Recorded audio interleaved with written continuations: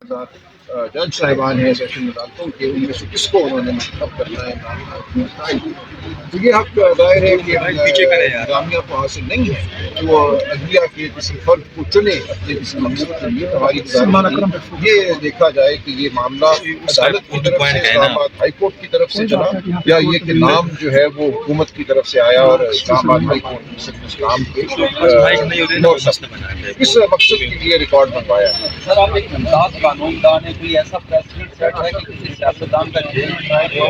آپ تو بڑے بڑے سیاسی رہنماؤں کی اور میاں نواز شریف صاحب کی بھی رہتے ہیں سر. دیکھیں یہ بدقسمتی ہے، لیکن ایک دو نظیریں ہیں اسکیم ٹرائل کی ہمارے ماضی میں. محمد خان صاحب کا ٹرائل 70 کی دہائی میں ہوا، بعد میں سیاستدان جو ہیں ان کے ٹرائل ہوتے رہے، لیکن یہ کہیں بھی اس کو اچھی نظر سے نہیں دیکھا جاتا. یہ جو آئین کا ایک وعدہ ہے ہر شہری کے ساتھ کہ اس کی ٹرائل جو ہے وہ آئین و قانون کے مطابق پروسیس کے مطابق ہوگی، انصاف ہوتا ہوا نظر آئے گا، یہ اس وعدے کی برخلافی ہے، اس وعدے سے انحراف ہے.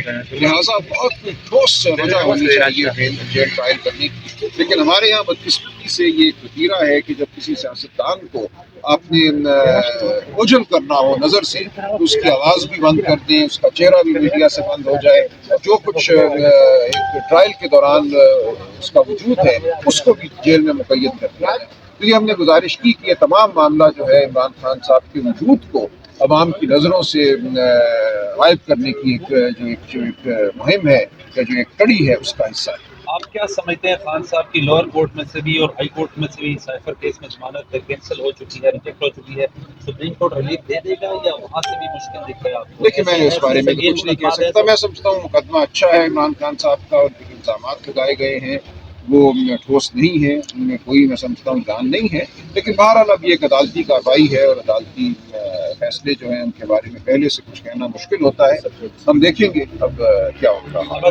صبح فیصلہ صادر فرما دیتی ہے یہ حکم کے ہڈیالہ جیل میں ہی سماعت و صحافیوں کو ایکسس ہو جائے، کچھ پبلک جا سکے، میں سمجھتا ہوں اس سے ریلیف ملے گی. نہیں، اس سے بڑی حد تک ریلیف ملے گی، لیکن مکمل نہیں ہوگا. ہم پھر بھی یہ تقاضا کرتے رہیں گے کہ ٹرائل عام کورٹ میں ہو، لیکن کم از کم اتنا ضرور ہو کہ جو جیل ٹرائل ہے وہ بھی اوپن ٹرائل ہو، صحافیوں کو، خاندان کو، عوام الناس کو موقع ہو اس ٹرائل کو دیکھنے کا.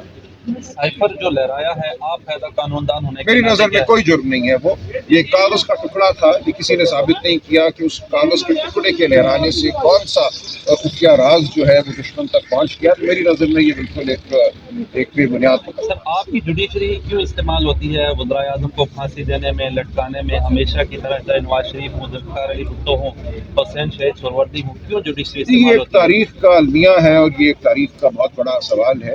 صرف عدلیہ نہیں، ماضی میں ہمارے تمام ادارے، وہ الیکشن کمیشن ہو، وہ کوئی اور ادارہ ہو، اجت جاتے ہیں جب فیصلہ ہوتا ہے کہ ایک شخص کو معطوف کرنا ہے. تو ہم نے دیکھا بارہا، آپ جیسے کہہ رہے ہیں، یہ ہوا ہماری تاریخ میں. یہ ہماری ریاست کا ایک بنیادی میں سمجھتا ہوں نقص ہے جس کے لیے ہمیں جدوجہد کرنا ہے، آئین قانون کا سہارا لینا ہے، سیاست کا بھی سہارا لینا ہے. یہ ایک عمل ہے ارتقاء کا جس میں ہم سب، میں سمجھتا ہوں آپ میں، ہم سب جتے ہوئے ہیں. یہ عمل کب اپنی انتہا کو پہنچے گا، کب معاملات درست ہوں گے، کچھ کہہ نہیں سکتے. 75 سال ہو گئے ہیں، ہم ایک دائرے میں ہیں، گرداب میں ہیں. اس گرداب سے نکلنے کی آپ سب ہم کوشش کر رہے ہیں، لیکن کیا ہم اس سال کامیاب ہوں گے، 10 سال بعد کامیاب ہوں گے، کچھ کہا نہیں کر سکتے. بہت شکریہ. Thank you.